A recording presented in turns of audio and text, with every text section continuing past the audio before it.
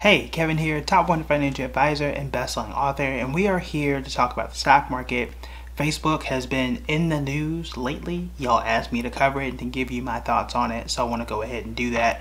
Did a very short video for TikTok about Facebook as well. Obviously, it had to be short because on TikTok, but you should follow your boy. But all that stuff aside, I want to give you my quick thoughts and opinions from the things that I've been reading and researching about Facebook, and give you my thoughts on whether it is a good time to buy or sell or do absolutely nothing. Now, full disclosure, I do have some shares of Facebook that I invested maybe 2014 or so that is in an account that I do have. So again, being disclosed about what I own and what I don't own. So first I'll talk about a little bit about the outage, what the issue with Facebook is, where should Facebook go moving forward, and then from an investor perspective, does it make sense to jump in? Should you sell what you currently have? And then what the cards might be for Facebook moving forward. So let's go ahead and get that out of the way. Obviously, yesterday, Facebook was down for about 5 hours. Has something to do with DNS records and all the fancy stuff. Basically, something or somebody went and just absolutely deleted Facebook.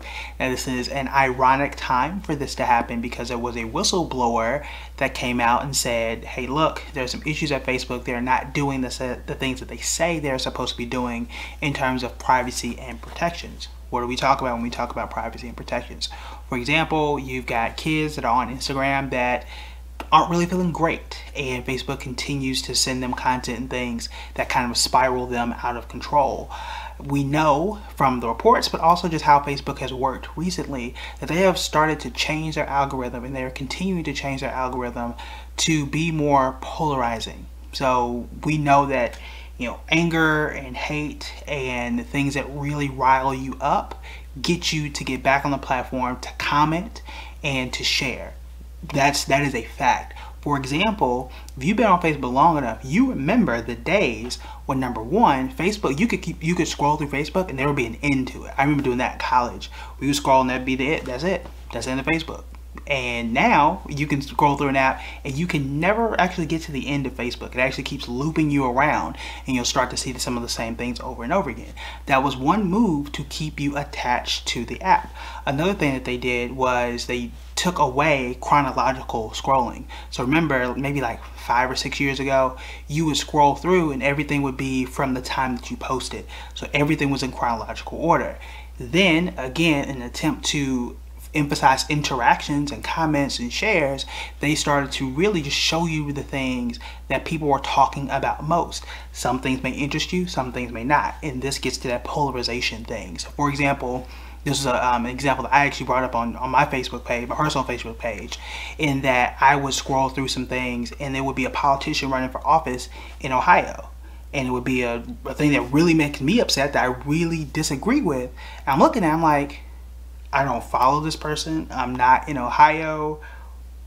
Why do I care about this, right? Why are you sending me this politician's post with something you know I disagree with?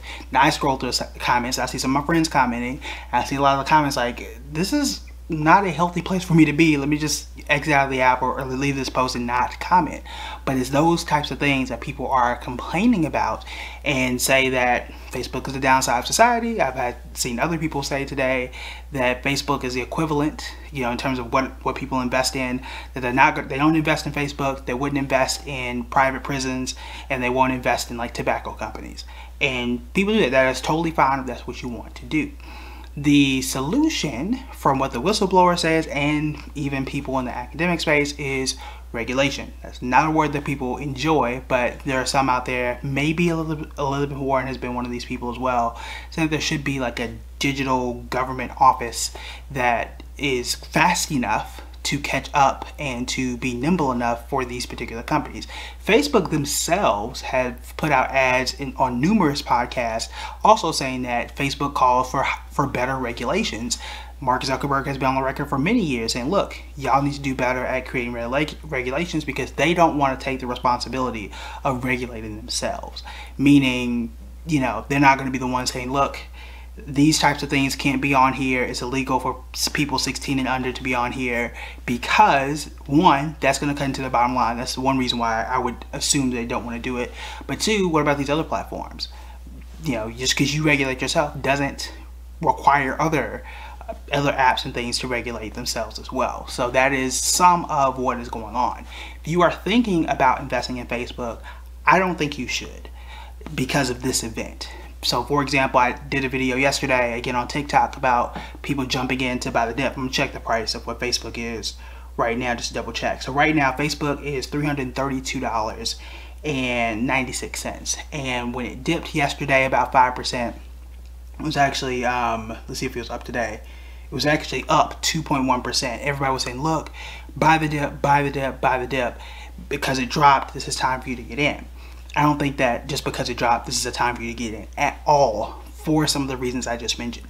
Number one, maybe, and I don't know this to be true yet, maybe there's regulations coming about that could affect Facebook's bottom line, and you made a little bit of money today, and it could drop tomorrow, it could drop for the next year.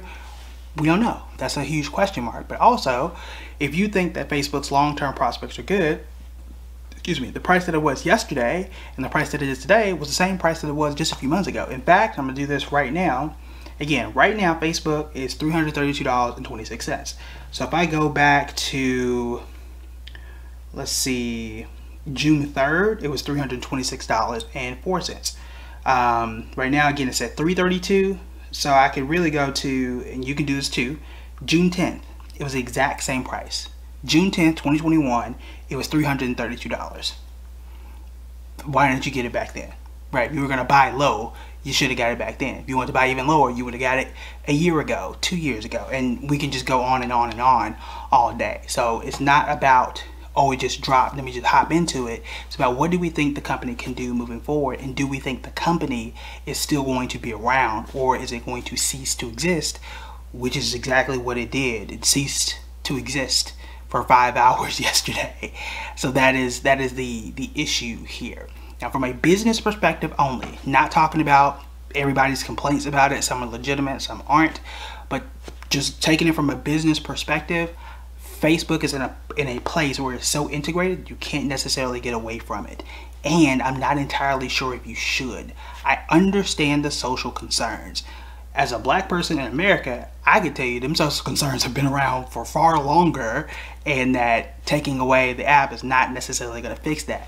But setting that aside, the most important thing that Facebook does that no other platform had done before was allow for small businesses to really get the word out and advertise their services in a way that was nearly impossible before. And that is something that small business owners do not want to give up. For example, how else, whether it's a mom and pop shop, a digital company like mine, and anywhere else, how else could they advertise at $1,000 for an entire month? Right? You remember, people aren't buying physical newspaper ads anymore. You can't afford TV ads. There were no other places for you to really advertise at a budget that you wanted to until things like Facebook came out, and you could niche down and target specific groups of people. For example, if I wanted to target brand new investors, if I wanted to target people who love the Motley Fool, or I don't know, a Dave Ramsey or something like that, I could send ads to those people to hopefully come to my platform, watch videos, buy courses, look at my book, all those types of things. As someone who's a small business owner myself, I would not have an opportunity to do that in any other place. Facebook is one of the only places you can do that, and you get exposure to Instagram. Twitter is not really great when it comes to advertising for small businesses. You see large, very, very large companies advertising there. LinkedIn is way too expensive. But bringing up LinkedIn, I think LinkedIn brings a place of, I wouldn't say comfort, but I think it brings, it's a good case study. It's a good case study in social media. So again, putting on that business hat, you didn't see a lot of the problematic issues. You didn't see a lot of problematic conversations, whether it was election time or certain laws were passed across the country. You didn't see a lot of that on LinkedIn. LinkedIn has a very specific group of people, professionals, people who are looking to get jobs, people who are networking amongst themselves, and you don't see those issues on LinkedIn. Whereas you see all types of political, social issues, fun stuff, not so fun stuff, all on Facebook. because LinkedIn is branded in a certain way, it's, you know, it's buttoned up and they don't have those types of issues. Some could argue Facebook could start to do that and really crack down on some of the crazy stuff that happens on Facebook. However, there are way more people who are active on Facebook every single day than what there will ever be on LinkedIn. I don't check my LinkedIn every day. If LinkedIn went down tomorrow, I really wouldn't even notice. If Facebook goes down tomorrow, that's going to be an issue for most people. The other thing that we don't realize, and some of you may have realized this in the last 24 hours, is other sites that you might want to log into. Let's say your New York Times subscription and you click the login via Facebook button and you don't have Facebook that's working right now, you can't really do that. All the memories and things that you've been on Facebook for quite a long time, it's going to be hard to migrate all of that stuff to somewhere else. And even if you do that, let's say Twitter, which is where everybody went yesterday, those issues are still there on Twitter too. That's not a place that is, you know, safe by any means, or a place that is, you know, free of any social ills or whatever it is that people want to blame on it. So from a business perspective, I don't think that Facebook is going anywhere, which, take that as you will, it may still be a good long-term investment. I am still holding my shares in Facebook and will continue to DCA based on the value proposition of where Facebook is. I will say that I am not happy. I am not a happy investor. I'm not sitting here counting my cash and saying, great for Facebook, keep doing what you're doing, everything is fine. Everything is not okay, and I really think that this is a time for Mark Zuckerberg to step down. As an investor, I've seen way too many scandals. I have not seen enough action from Mark. I just haven't seen it. And a change in leadership is, I think that time is right about now. If he were to leave and someone else were to step up, could there be a shock to the market, or not the market, but Facebook? Could there be a dip? There absolutely could be. However, you know, Bill Gates doesn't run Microsoft. Microsoft is fine. Jeff Bezos recently doesn't run Amazon anymore. We'll see where that goes. We saw Disney CEO step down last year. CEOs change all the time. And I just think when you are founder-led, which means the person who founded the company got the company to a certain point, sometimes you're not the perfect person to continue it. Maybe you too much into the sauce or whatever it is. I don't care if Mark leaves and goes to space, which is what billionaires are doing right now, but I think they need a change in leadership to keep the company going in a direction that makes the most sense. But we have seen it both from their business strategy and from a user perspective. Everything they do is to get people to react, to keep people on the app, and to make sure that people are interacting with each other. The problem is the content, the types of content that are most shared, the content that gets the most reaction, are the things that are the most polarizing and sometimes completely opposite of fact. Yeah, I'm not going to get into the whole vaccine thing, but those, if I say something crazy about it, I'm going to get a whole lot of likes and traction, even though it's not true, and that shouldn't be the way that things are.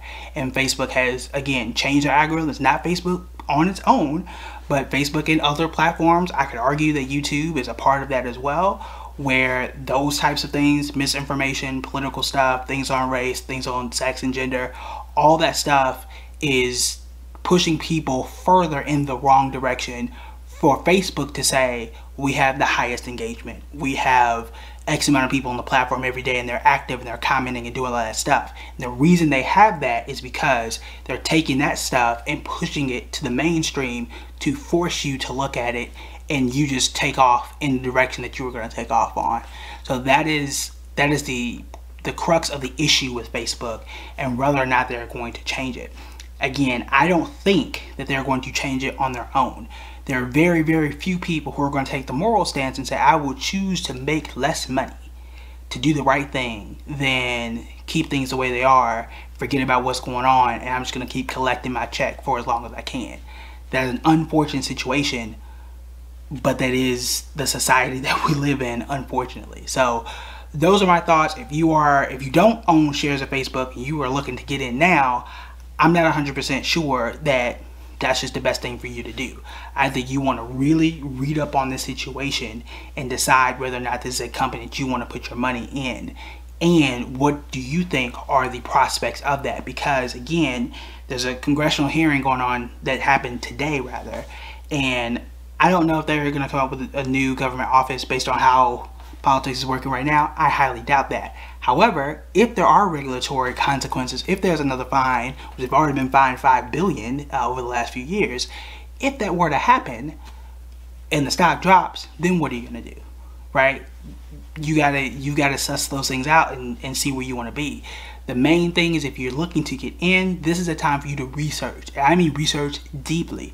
Not just this issue, but where you think Facebook is going to go and what's been happening to help them generate revenue. Are they consistently growing or are they not? And then make a decision from there. What you don't want to do is just blindly jump into it and then find out for the next 6 weeks that things aren't what you thought they were, and that things are falling apart at the seams, and then you get shocked by a change of leadership or whatever may or may not happen. So again, I would highly encourage you to read as much as you can on the issue, decide whether it is from a business perspective, from an investor perspective, because those things are separate for some people, not all, they're separate for some people, and then decide whether or not you want to invest. If you already own Facebook and you've been owning it for some years, this is a choice. Right, this is a choice. You can cash out now. If you've been in Facebook for a year, at least a year, you've made at least 28%. I'll get some other numbers for you too. If you've been in for 5 years, you've made 159%. I think I might be in that 4 or 5 year category. Right now, I'm sticking to my investing strategy because the investing strategy does not change. So end of the year, I'll sit down and I'll make a decision. I really don't know where I'm going to stand on it. I have no attachment, which is where you really want to be. Where I don't have no attachment to the stock, where I just have to just hold on to it because it was one of the first things that I bought or what have you. I don't care. They can go and I can take the profit and I can run with it, or they can stay based on a business case and I can advocate that certain things be changed as an investor and do whatever it is I need to do. But I'll make that decision. That's not going to change my personal pockets, right? I'm going to have to make that decision in December, where I make the decision for all my stocks and evaluate them equally in terms of who goes, who stays, and then what I believe in as an investor. Everybody's moral compass when it comes to investing, everybody has their lines, right? Some people say that, you know, Facebook was a downfall of society. I can't agree with that because my grandparents were born in the 1930s. And that's all I'm gonna say. So your perspective on the fall of society could be different, and that's just my take, right? That's I wrote a book on the 1921 race massacre in Tulsa. That was before Facebook. I feel a little bit differently. Not to say that it's perfect by any stretch of the imagination, and there are some problematic things that should be fixed and need to be fixed. I would say ASAP, which is again, well, I say Mark Zuckerberg, 2 times up. You gotta go. You gotta go, and we gotta get somebody else in there that I think is best for the company and best for privacy and security and taking care of people while also taking care of the company, which can be done. I believe it can be done. Will it be done at the same level? Will Facebook, if they make those changes, will Facebook make as much money as what they're used to? Probably not, but it'll still exist, and it won't be something that forces things to be worse and takes advantage of situations that aren't great right now. So those are my first reactions. I wouldn't say first reactions because I've been reading about it all day, but those are my reactions about Facebook. Y'all ask, I answer. That's my job. Hope that you enjoyed the video and at least started some positive conversations and interactions. So please feel free to let me know what you think in the comments. Like, subscribe, all that kind of stuff. And the last thing I'm gonna tell you as well, make sure you are on the email list. For times like yesterday, where Facebook and Instagram and whatever else is down, you'll be able to get information from me. We've got more than like 6,000 people on the email list, so make sure that you are one of them. I send out tips like this, discount codes, where I'm at when I do live events and stuff like that. You do get the first 2 chapters of my I'm sorry, not my most recent book, but my second book, Starting Point, How to Create Wealth That Lasts. So that's totally free when you sign up on the email list if you haven't already. So make sure you do that. Again, these have been my thoughts on Facebook from just a high level perspective, and whether, you know, I'm staying pat where I am now. We'll see in December whether I decide to get rid of the company or stay with it. So we'll see. I'll also say, I know it's getting a little long, the company, there is room for the company to change. The things that they're experiencing, you could just go back to chronological in terms of the feed, that would help. You could also kick certain people off and certain demographics off. Like if you're 18 or under, you might not want to be on Instagram. That's probably not a place for you to be. I think that's fine. You know, those two things alone would go a long way. So it's not something that cannot be fixed. But again, it might take somebody else, not named Mark, to get those things fixed. All right, that's it for me. I'll talk to you guys later.